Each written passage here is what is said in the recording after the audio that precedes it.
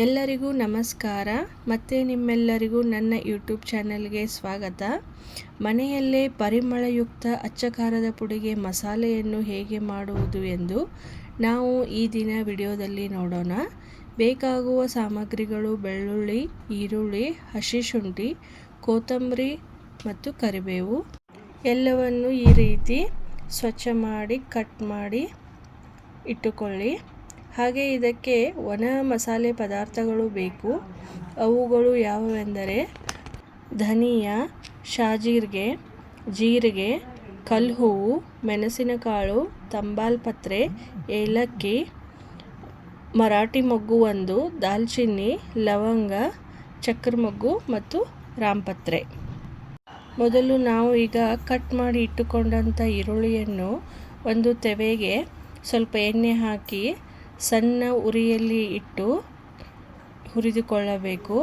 ಹಾಗೆ ಪಕ್ಕದಲ್ಲಿ ಇನ್ನೊಂದು ತವೆಯಲ್ಲಿ ಸ್ವಲ್ಪ ಎಣ್ಣೆಯನ್ನು ಹಾಕಿ ಎಲ್ಲ ಒಣ ಮಸಾಲೆ ಪದಾರ್ಥಗಳನ್ನು ಒಂದೇ ಫ್ಲೇಮ್ನಲ್ಲಿ ಇಟ್ಟು ಒಂದೇ ಹದದಲ್ಲಿ ಸರಿಯಾಗಿ ಹುರಿದುಕೊಳ್ಳಬೇಕು. ಯಾವುದು ಸೀದದ ಹಾಗೆ ಹುರಿಯಬೇಕು. ಹಾಗೆ ಪಕ್ಕದಲ್ಲಿರುವ ಈರುಳ್ಳಿಯನ್ನು ಮಧ್ಯದಲ್ಲಿ ಕೈ ಆಡಿಸುತ್ತಾ ಹುರಿದುಕೊಳ್ಳುತ್ತಿರಬೇಕು. ನಾವು ಅಂಗಡಿಗಳಿಂದ ತಂದು ಮಸಾಲೆ ಖಾರವನ್ನು ಯೂಸ್ ಮಾಡುವ ಬದಲು ಈ ರೀತಿ ಮನೆಯಲ್ಲೇ ಸಿದ್ಧ ಮಾಡಿದರೆ ಆರೋಗ್ಯಕ್ಕೂ ಒಳ್ಳೆಯದು. ಹಾಗೆ ಬಹಳ ದಿನ ಬಾಳಿಕೆ ಕೂಡ ಬರುತ್ತದೆ.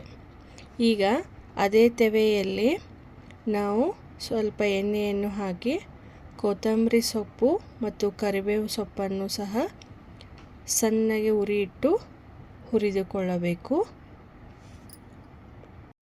ಬೇಕು ಎನ್ನುವವರು ಈ ಮಸಾಲೆ ಪದಾರ್ಥಗಳಲ್ಲಿ ಒಣ ಕೊಬ್ಬರಿಯನ್ನು ಸಹ ಬಳಸಬಹುದು. ಅದನ್ನು ಸಹ ಇವುಗಳ ಜೊತೆ ಹುರಿದುಕೊಂಡೇ ಹಾಕಬೇಕು. ನಾನು ಇಲ್ಲಿ ಅರ್ಧ ಕೆಜಿಯಷ್ಟು ಗುಂಟೂರು ಜವಾರಿ ಮೆಣಸಿನಕಾಯಿ ಪೌಡರ್ ಮತ್ತು ಬ್ಯಾಡಗಿ ಮೆಣಸಿನ ಪೌಡರ್ ಅರ್ಧ ಕೆಜಿಯಷ್ಟು ಎರಡನ್ನು ಮಿಕ್ಸ್ ಮಾಡಿ ಸ್ವಲ್ಪ ಸಣ್ಣ ಉಪ್ಪನ್ನು ಹಾಕಿ ಇಟ್ಟುಕೊಂಡಿದ್ದೇನೆ. ಕೊತ್ತಂಬರಿ ಸೊಪ್ಪು, ಕರಿಬೇವು ಸೊಪ್ಪು ಎರಡನ್ನು ಹುರಿದುಕೊಂಡ ನಂತರ ಅದೇ ತೆವೆಯಲ್ಲಿ ನಾವು ಸಿದ್ಧ ಮಾಡಿ ಇಟ್ಟುಕೊಂಡಂತಹ ಬೆಳ್ಳುಳ್ಳಿ ಮತ್ತು ಹಸಿ ಶುಂಠಿಯನ್ನು ಸಹ ಸ್ವಲ್ಪ ಎಣ್ಣೆಯನ್ನು ಹಾಕಿ ಹುರಿದು ತೆಗೆದಿಟ್ಟುಕೊಳ್ಳಬೇಕು. ಈ ಮಸಾಲೆ ಖಾರವನ್ನು ರೊಟ್ಟಿ ಮತ್ತು ಚಪಾತಿಯ ಮೇಲೆ ತುಪ್ಪದೊಂದಿಗೆ ಮಿಕ್ಸ್ ಮಾಡಿಕೊಂಡು ತಿಂದರೆ ರುಚಿಯಂತೂ ಅದ್ಭುತವಾಗಿರುತ್ತದೆ. ಈಗ ನಾವು ಹುರಿದುಕೊಂಡಂತಹ ಮಸಾಲೆ ಪದಾರ್ಥಗಳನ್ನು ಒಂದು ಮಿಕ್ಸಿ ಜಾರಿಗೆ ಹಾಕಿಕೊಂಡು ಸ್ವಲ್ಪವೇ ರುಬ್ಬಿಕೊಳ್ಳಬೇಕು. ಕಂಪ್ಲೀಟಾಗಿ ನುಣ್ಣಗೆ ಆಗುವ ಹಾಗೆ ಒಂದೇ ಬಾರಿಗೆ ರುಬ್ಬಬಾರದು, ಸ್ವಲ್ಪ ರುಬ್ಬಬೇಕು. ಸ್ವಲ್ಪ ರುಬ್ಬಿದ ನಂತರ ಅದಕ್ಕೆ ನಾವು ಹುರಿದು ಇಟ್ಟುಕೊಂಡಂತಹ ಕರಿಬೇವು ಸೊಪ್ಪು ಮತ್ತು ಕೊತ್ತಂಬರಿ ಸೊಪ್ಪನ್ನು ಹಾಕಿ ಚೆನ್ನಾಗಿ ರುಬ್ಬಿಕೊಂಡು ನುಣ್ಣಗೆ ಆಗುವ ಹಾಗೆ ರುಬ್ಬಿಕೊಳ್ಳಿ. ಆ ಪೌಡರನ್ನು ತೆಗೆದು ಅದೇ ಮಿಕ್ಸಿ ಜಾರಿಗೆ ನಾವು ಹುರಿದು ಇಟ್ಟುಕೊಂಡಂತಹ ಈರುಳ್ಳಿ ಹಾಗೂ ಬೆಳ್ಳುಳ್ಳಿಯನ್ನು ಹಾಕಿಕೊಂಡು ರುಬ್ಬಬೇಕು. ಸರಿಯಾಗಿ ರುಬ್ಬಿಕೊಂಡ ನಂತರ ಈ ಥರ ಪೇಸ್ಟ್ ಆಗುತ್ತದೆ. ಈಗ ಈ ಪೇಸ್ಟ್ ಹಾಗೂ ಮಸಾಲೆ ಪೌಡರ್ ಎಲ್ಲವನ್ನು ನಾವು ರೆಡಿ ಇಟ್ಟುಕೊಂಡಂಥ ಖಾರದ ಪುಡಿಗೆ ಹಾಕಿ ಮಿಕ್ಸ್ ಮಾಡಿಕೊಳ್ಳಿ.